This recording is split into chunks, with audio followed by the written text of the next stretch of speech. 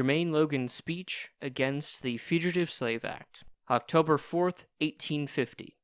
I was a slave. I knew the dangers I was exposed to. I had made up my mind as to the course I was to take. On that score, I needed no counsel, nor did the colored citizens generally. They had taken their stand. They would not be taken back to slavery.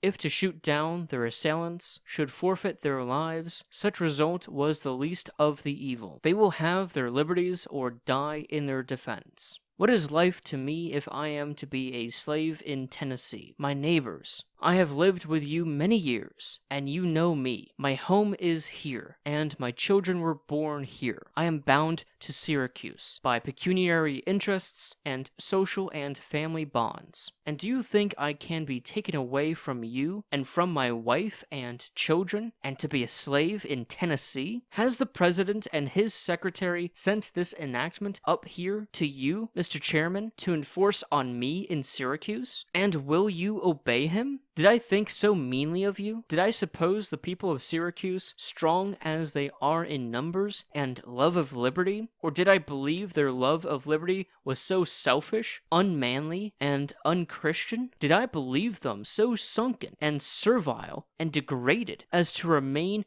at their homes and labors, or with none of that spirit which smites a tyrant down, to surround a United States Marshal, to see me torn from my home and family, and hurled back to bondage?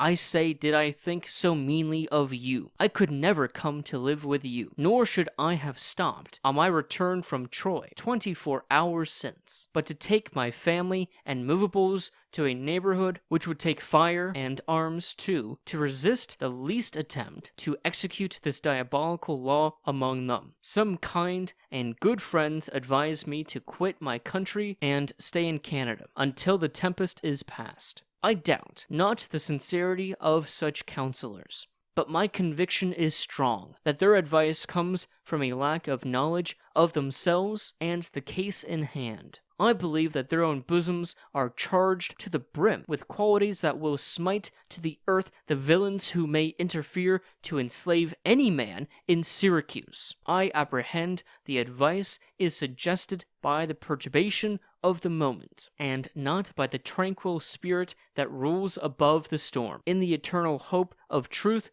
and wisdom. Therefore, I have hesitated to adopt this advice, at least until I have the opinions of this meeting. Those friends have not canvassed this subject. I have. They are called suddenly to look at it. I have looked at it steadily, calmly, resolutely, and at length defiantly, for a long time. I tell you, the people of Syracuse and of the whole North must meet this tyranny and crush it by force, or be crushed by it. This hellish enactment has precipitated the conclusions that white men must live in dishonorable submission and colored men be slaves, or they must give their physical as well as intellectual powers to the defense of human rights.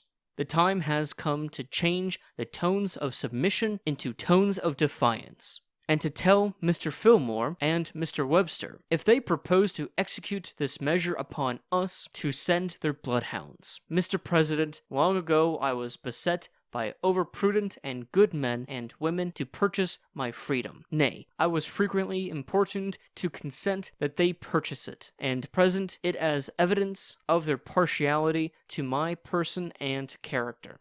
Generous and kind as those friends were, my heart recoiled from the proposal. I owe my freedom to the God who made me, and who stirred me to claim it against all other beings in God's universe. I will not, nor will I consent, that anybody else shall countenance the claims of a vulgar despot to my soul and body.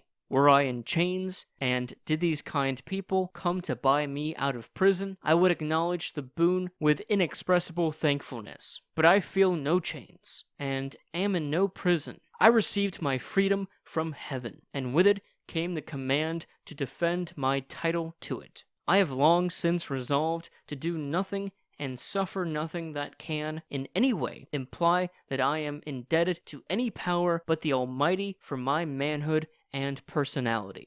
Now, you are assembled here. The strength of this city is here to express their sense of this fugitive act, and to proclaim to the despots at Washington whether it shall be enforced here, whether you will permit the government to return me and other fugitives who have sought asylum among you to the hell of slavery. The question is with you. If you will give us up, say so, and we will shake the dust from our feet and leave you. But we believe better things. We know you are taken by surprise. The immensity of this meeting testifies to the general consternation that has brought it together, necessarily, precipitately, to decide the most stirring question that can be presented, to wit, whether the government, having transgressed constitutional and natural limits, you would bravely resist its aggressions, and tell its soulless agents that no slaveholder shall make your city and county a hunting field for slaves.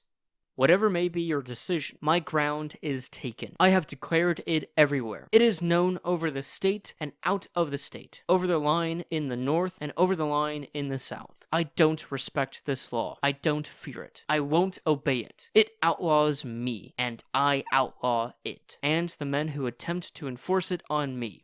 I place the governmental officials on the ground that they place me. I will not live a slave. And if force is employed to re-enslave me, I shall make preparations to meet the crisis as becomes a man. If you will stand by me, and I believe you will do it, for your freedom and honor are involved as well as mine. It requires no microscope to see that. I say if you will stand with us in resistance to this measure, you will be the saviors of our country. Your decision tonight in favor of resistance will give vent to the spirit of liberty, and it will break the bands of party and shout for joy all over the North. Your example only is needed to be the type of popular action in Auburn and Rochester and Utica and Buffalo and all the West, and eventually in the Atlantic cities. Heaven knows that this act of noble daring will break out somewhere. May God grant that Syracuse be the honored spot, whence it shall send an earthquake voice through the land.